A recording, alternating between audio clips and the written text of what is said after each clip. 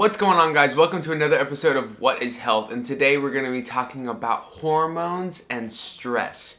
I think that this is a really big issue in today's age and just everything that we try to do with health and fitness, right? Like weight loss is a big marker, scale weight's a big marker, but we never really look at some of the underlying issues, and a lot of those manifest and stem from hormone issues.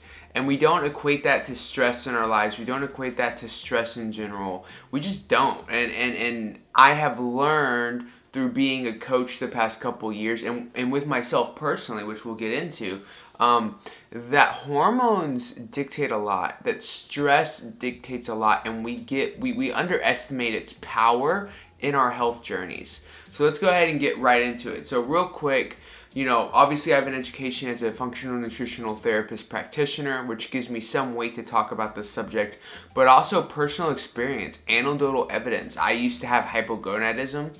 That is a condition where, for whatever reason, whether you are under eating or, for my case, it was bulimia and starvation mode for a long time, your pathways get messed up, and so I had a hard time producing testosterone. It was very, very low.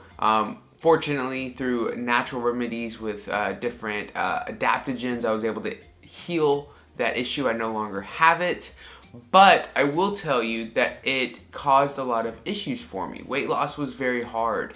Weight gain around my waist was very high. Rebounds from diets, even if it was like a 2-week diet, usually tend to be pretty bad. And so hormones really impacted my life, and I saw the benefit of having healthy hormones, and I started doing a lot of research on what that looks like. So I just want you to know that, I'm not just coming from a bookworm standpoint here. I'm coming from a personal standpoint here too, which I think is important. And I know that in other videos I just get right into it, but I think it's important to state this because we're talking about hormones. The endocrine system is another level. It's a little bit deeper. It comprises of all the foundations that we've talked about, right? The digestion, the blood sugar regulation, the mineral balance, the fatty acids, all of those impact your endocrine system. So really, to start off, we have to understand that we have glands in our bodies. These glands produce different hormones for different functions. Each gland has a particular mineral that it really likes to help it with these things. For example, adrenals love copper, right? For cortisol production, epinephrine, all of that. Thyroid loves iodine, right? So each gland that produces specific hormones tend to have minerals that it uses the most, that it really enjoys, that it elevates. And so we see that our body has this system. Two systems that are really, really, really important are the HPA axis and the HPG axis. So the HPA is hypothalamus, pituitary, adrenals. The HPG is hypothalamus, pituitary, gonads. One of those is for stress hormones, adrenals, and the other one is for sex hormones, gonads. For women, those are the ovaries. And then for the man, that's the testes. Now, what's interesting is that if you notice, the two first parts of both of those axes are the same glands, the hypothalamus and the pituitary gland. These communicate with each other to send signals to these different endpoints, the gonads or the adrenals, to produce different hormones. And so what can happen often is our body gets stressed. Now, it can be stressed for a multitude of reasons. Could be work. Could be working out too much, which we'll get into. It could be under eating. It could be whatever, right? Understand that your body does not differentiate between emotional stress, mental stress, or physical stress. Your body sees a tiger in all of those situations, and it's going to pump cortisol out to get you out of that situation. And so understand that stress is stress is stress is stress. So, and that impacts us in a lot of ways. How, you might ask? So we have to understand that every hormone has a precursing hormone. And every hormone tends to use some of the same cofactors and the same minerals and the same things to make them, right? So what your body will do is it tends to prioritize surviving over making babies. It always assumes it can work on making babies later. It just needs to keep you alive. Our body's adaptive nature, intuitive nature is to survive. That's why we can fast if we don't have food, right? That's a survival mechanism our body developed. Imagine if our body didn't know what to do if we didn't have food. Didn't know how to store body fat, didn't know any of that. Well, we would die. So your body's very good at surviving. So what it will do is during stressful times and where it feels like it needs chronic cortisol release, it will strip nutrients from the HPG axis to create more cortisol in the adrenals. And so we'll see a lowering of sex hormones to help deal with the stress. That's why when you have a very high stressful life, generally men are going to have very low libido, low confidence. They're going to see depression more often. It's because their testosterone is shot. Everything's shot because their cortisol is just running rampant. And it can be even worse for females because a lot of females don't know this, but your adrenals is where you as a female produce most of your testosterone.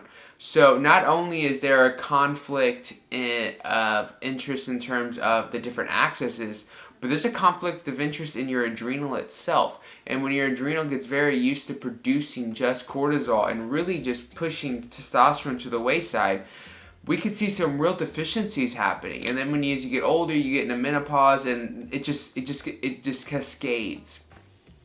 So there's a lot of correlation between a high stress environment and low sex hormones, which affects your ability to lose weight. It affects your ability to have a good mood. It affects all kinds of things. So the real question is what can we do about it? So there's going to be a couple things we can do about it. One is nutrient-dense foods.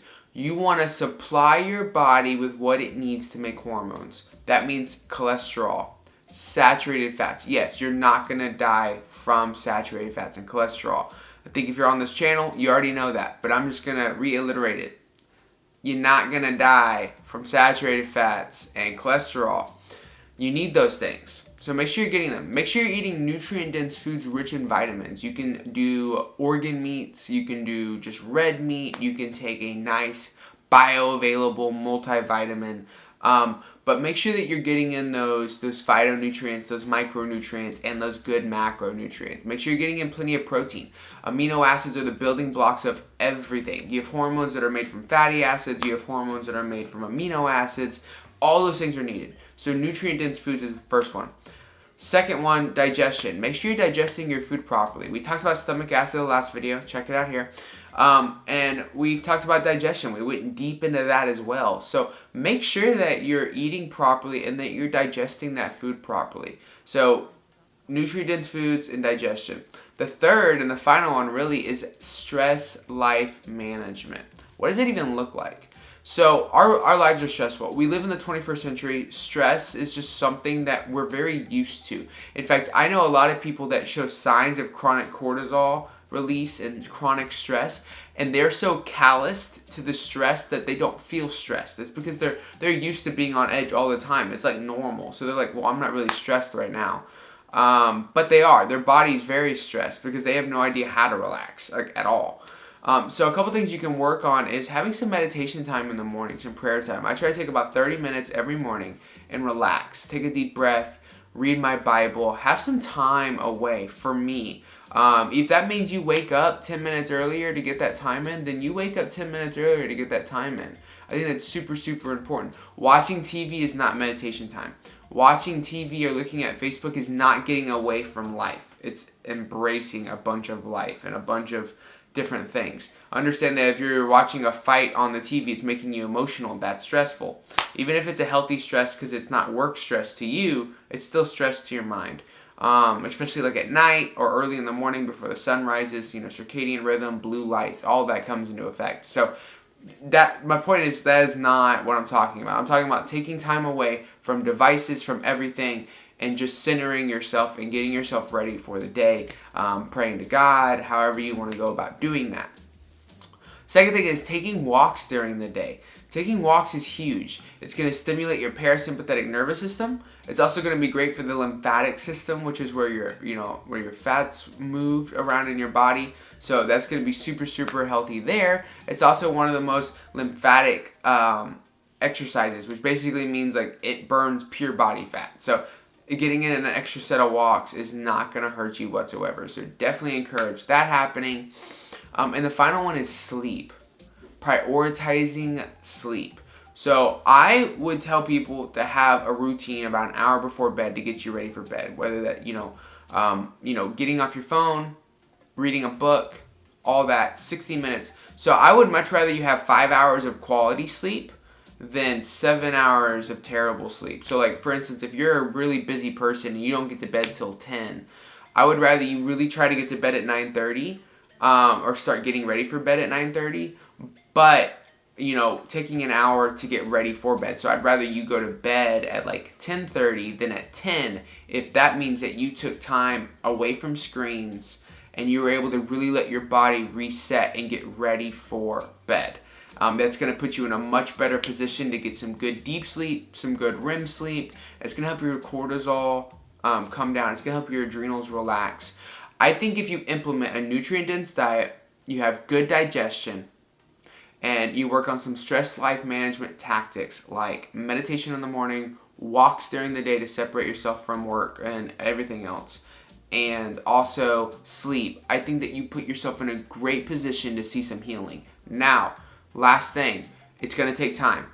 This problem not build up over time. The endocrine system is not as reflective as the digestive system or as hydration, right? You drink enough water, you're going to start seeing things within a day or two. Endocrine system isn't that simple. It's a cascade of events that leads to the problem. And you might see some things initially like better energy, better mood, but like the actual healing of like libido issues and other issues that can arise, they're gonna take time. And so be consistent, trust your process, and really work on using this to develop a holistic, healthy lifestyle that you can apply for years to come. And over time, you will see that get better. Alright guys, if you have any questions, I know this is a complicated topic. Let me know if there's anything in particular you want me to dive into in detail. Put it in the comments below. I love you guys. Until next time.